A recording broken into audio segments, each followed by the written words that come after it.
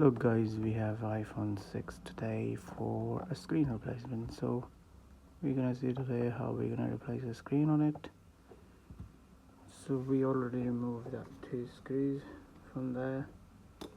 Then you need ISSMO to open the screen like this.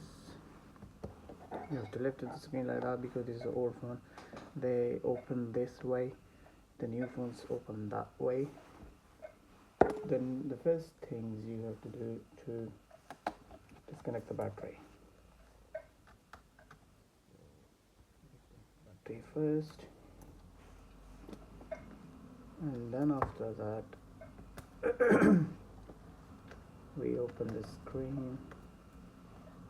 The screws, the main thing on the screws are, just keep remember and put the screws on that way that you